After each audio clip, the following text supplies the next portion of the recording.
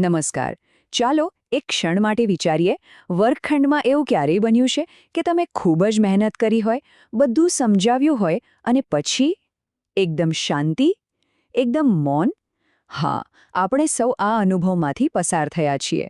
પણ આજે આપણે એક એવી શક્તિશાળી પદ્ધતિ વિશે વાત કરીશું જે આ મૌનને તોડી શકે છે. એક એવી રીત જેમાં વિદ્યાર્થીઓ પોતે જ શિક્ષક બની જાય છે. ચાલો આ રસપ્રદ માળખાને ઊંડાણપૂર્વક સમજીએ. તો આજે આપણે શું જોવાના છીએ? આપણે એક સામાન્ય ક્લાસરૂમની સમસ્યાથી શરૂઆત કરીશું, પછી એની પાછળનું વિજ્ઞાન સમજીશું અને છેલ્લે એકદમ પ્રેક્ટિકલ 3 સ્ટેપની એક્શન પ્લાન પર પહોંચીશું. આ બધું આપણે આ 5 મુખ્ય વિભાગોમાં જોઈશું. ચાલો તો સીધા જ પહેલા વિભાગ પર આવીએ. અહીં આપણે એક એવી પરિસ્થિતિની વાત કરીશું જે આપણામાંથી લગભગ દરેક શિક્ષકે અનુભવી હશે. ખબર છે ને, જ્યારે આપણે આપણું બધું જ આપીએ પણ પરિણામ આપણી અપેક્ષા મુજબનું ના મળે, એ નિરાશાજનક ક્ષણ.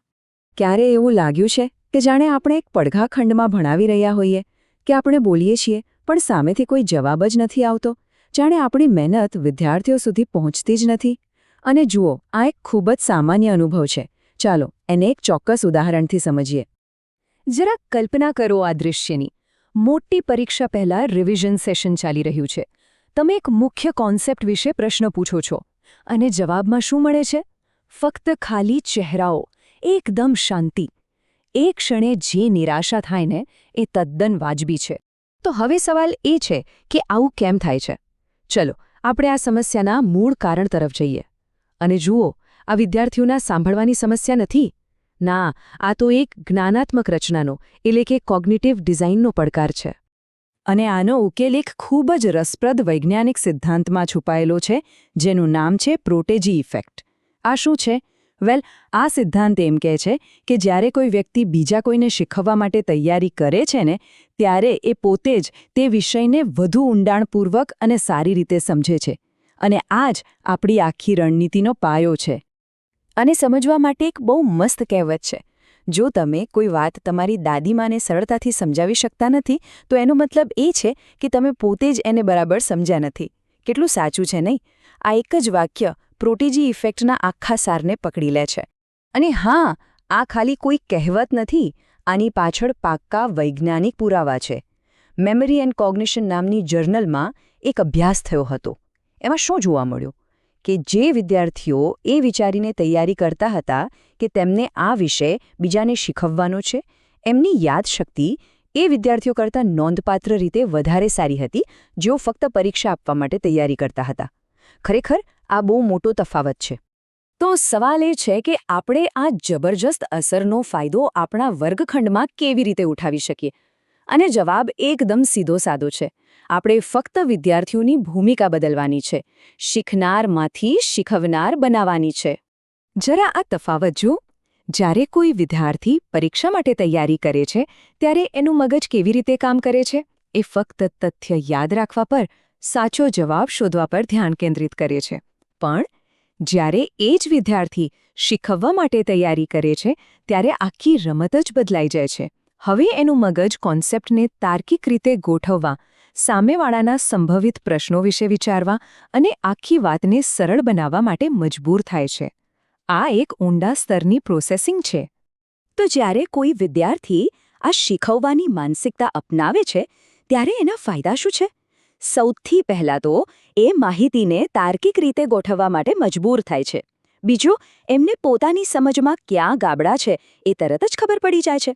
અને ત્રીજું, આનાથી ઊંડી અને લાંબા ગાળાની યાદશક્તિ બને છે. મતલબ કે જે શીખ્યું છે એ ભૂલાતું નથી. સારું, થિયરી તો બહુ થઈ ગઈ. હવે વાત કરીએ પ્રેક્ટિકલ એક્શનની. આ આખી વાતને વર્ગમાં લાગુ કેવી રીતે કરવી? ચાલો હવે આપણે એક સ્પષ્ટ, સંરચિત 3 પગલાંની કાર્યયોજના જોઈએ. આને વર્ગમાં લાગુ કરવા માટે એકદમ સરળ 3 પગલાંની યોજના છે. સ્ટેપ 1, જે પણ કોન્સેપ્ટ શીખવવાનો છે એને નાના મેનેજેબલ ભાગોમાં વહેંચી દો. સ્ટેપ 2, દરેક ભાગ માટે ક્લાસમાંથી એક વિદ્યાર્થીને એક્સપર્ટ તરીકે નિયુક્ત કરો. અને સ્ટેપ 3, હવે આ એક્સપર્ટ્સને પોતાના ટીચિંગ સ્ટેશન શરૂ કરવા દો, જ્યાં તેઓ બીજા વિદ્યાર્થીઓને શીખવાડશે.